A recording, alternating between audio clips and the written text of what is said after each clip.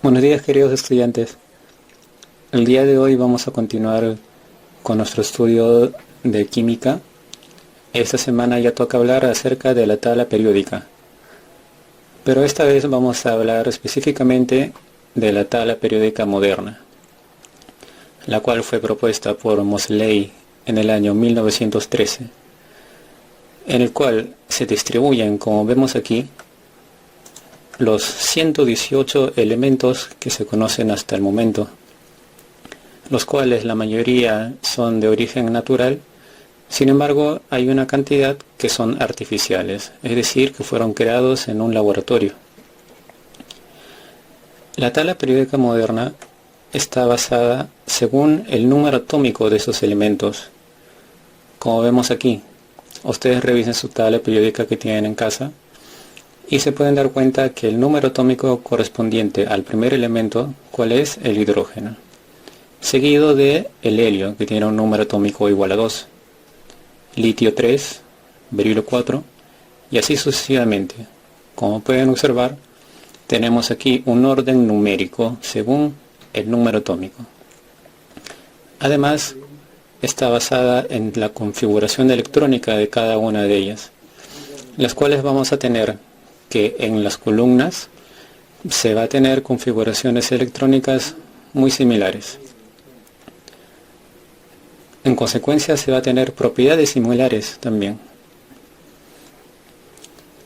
La tabla periódica moderna está compuesta por grupos o familias, que son las columnas que vemos aquí. Son las columnas, las cuales están enumeradas del 1 al 18, o también con una notación en números romanos y con las letras A y o B. Con respecto a las líneas horizontales, estas líneas tienen el nombre de periodos, los cuales son 7 y me representan además el nivel de energía que poseen estos elementos en un mismo periodo. El nivel de energía corresponde al número cuántico principal, como ustedes recuerden. Así que si yo tengo un periodo igual a 4, voy a tener que el nivel de energía de todos estos elementos se corresponde a un n igual a 4. Ahora, de acuerdo a las características de los elementos químicos, nosotros vamos a tener diferentes tipos. En primer lugar, vamos a tener a los metales, los cuales están contenidos en este cuadro de aquí y en esta parte inferior. Esta parte inferior está incrustada, o mejor dicho, está extraída de esta zona de la tabla periódica, las cuales se denominan lantánidos y actínidos. Y también son metales. Las características principales de los metales es que conducen la corriente eléctrica y el calor, son buenos conductores, además de ser dúctiles y maleables, es decir, que yo puedo formar tanto hilos como láminas de los metales. Además, poseen un alto punto de fusión. Quiere decir que estos metales resisten altas temperaturas antes de volverse líquido. Por otro lado tenemos a los no metales. Los no metales son aquellos elementos que poseen características contrarias a los metales, ¿no? Por ejemplo, no conducen la corriente eléctrica ni el calor, o mejor dicho, son malos conductores. Además de ser frágiles, como el carbono, el azufre, e incluso algunos de estos están presentes en estado gaseoso a temperatura ambiente, como el nitrógeno, el hidrógeno o el oxígeno. Ahora tenemos a los metaloides, que son estos que se encuentran aquí. Los metaloides son elementos que presentan tanto características de los metales como de los no metales. Por último, tenemos a los gases nobles. Un tipo de elementos muy importante, los cuales se caracterizan por poseer orbitales llenos en su configuración electrónica. Todos sus orbitales de los gases nobles se encuentran completamente llenos. Esto le da una característica de alta estabilidad y en consecuencia no reaccionan con ninguno de los elementos, incluso ni siquiera con ellos mismos. Estos elementos se pueden encontrar con un solo átomo, y además a temperatura ambiente son, como dice acá, son gases, ¿no? Muy bien. Por otro lado tenemos a los bloques que están presentes aquí. Tenemos 4 bloques en las tablas periódicas, los cuales se denominan bloque S, bloque D, bloque P y bloque F. ¿Y qué me representan estos números? Estos números son subniveles de energía. Quiere decir que el último subnivel de energía que estén presentes en estos bloques va a ser, para este bloque, tipo S. Para todos estos será tipo D. Para todos estos tipo F. Y para todos estos tipo F, perdón, aquí es tipo P. Ahora, a los bloques S y P, o los elementos que pertenecen a este bloque, se le llaman elementos representativos. A los elementos del bloque D se le llaman metales de transición, y a los elementos del bloque F, metales de transición interna. Vamos a poner un ejemplo. El níquel, que posee un número atómico igual a 28. Vale decir que aquí estamos analizando un átomo de níquel neutro. Entonces, aquí ya tengo construida mi configuración electrónica. Ahora, ¿cómo puedo ubicar yo el níquel? ¿O cómo comprobamos que el níquel está ubicado justamente como vemos acá, ¿no? Aquí se encuentra níquel. Entonces, lo primero que tenemos que hacer es, teniendo la configuración electrónica, ubicar el nivel más alto. En este caso, ¿cuál va a ser? Nivel 4. Entonces, buscamos aquí en los periodos. ¿Dónde se encuentra el 4? Acá. Justamente donde se encuentra el níquel. ¿Qué más? Ahora, ¿cómo comprobamos que pertenece a este bloque? Nos vamos al último subnivel. ¿Cuál es el último subnivel? Un D con 8 electrones. Aquí se encuentra D. Ahora, este último número, la cantidad de electrones, también me da una información en la tabla periódica.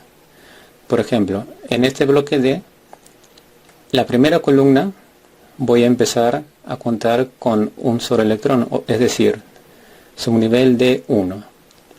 Y yo sigo contando de 1, de 2, 3, 4, 5, 6, 7 y finalmente ¿cuál? De 8. Justamente donde se encuentra nuestro elemento níquel. Cuando hablamos de propiedades periódicas, nos referimos principalmente a estas 4 que están presentes aquí: afinidad electrónica, energía de ionización, electronegatividad y radio atómico. Por lo pronto nosotros estamos conociendo de manera indirecta el concepto de radio atómico. Sin embargo, estas 3 de aquí van a ser definidas en las siguientes semanas. Pero lo que sí tenemos que tener en cuenta para el tema de tabla periódica es la manera en cómo aumentan o disminuyen estas cantidades de acuerdo tanto a los grupos como a los periodos. Por ejemplo, el radio atómico. Nosotros vamos a tener que el radio atómico, en primer lugar, aumenta según el periodo. Si nosotros recordamos, el periodo representa también el nivel de energía de los elementos que lo contienen.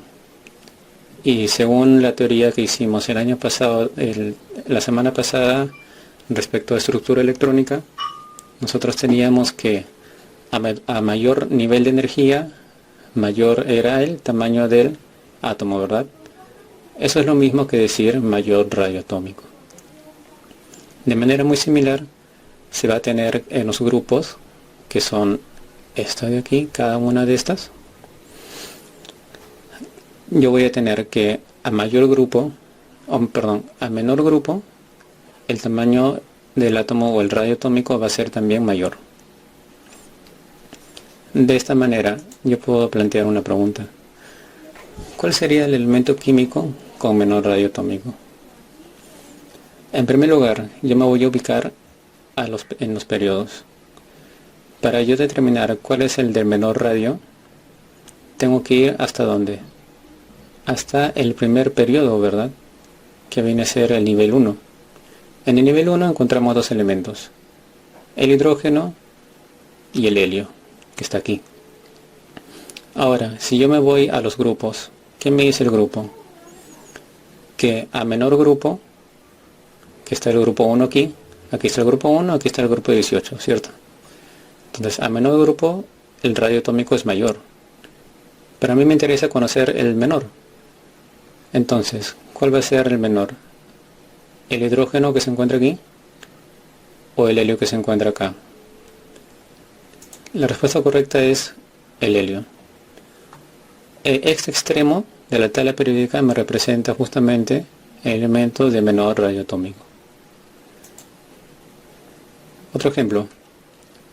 Si me piden determinar cuáles de estos, o mejor dicho, el orden de la energía de ionización de estos tres elementos que estoy presentando, que son el cromo, el rutenio y el oro, ¿no? Estos elementos se encuentran ubicados aproximadamente de esta manera en la tabla periódica. Entonces, lo que nosotros tenemos según esta tabla, buscamos energía de ionización. Está acá.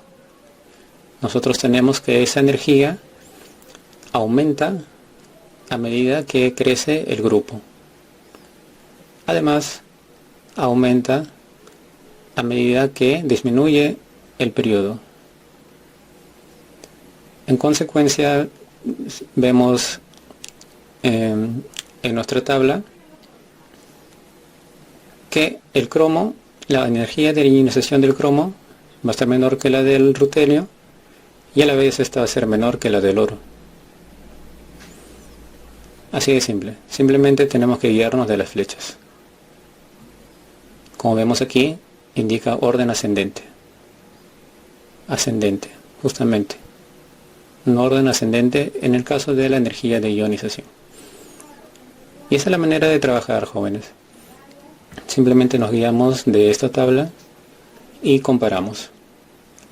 La siguiente semana vamos a hablar acerca de los grupos, algunos grupos específicos de la tabla periódica, ¿no?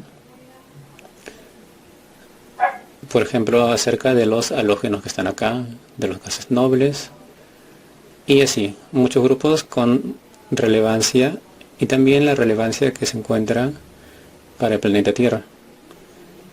Eso es todo por la semana, chicos. Resuelvan la tarea y las estaré recibiendo por privado. Muchas gracias.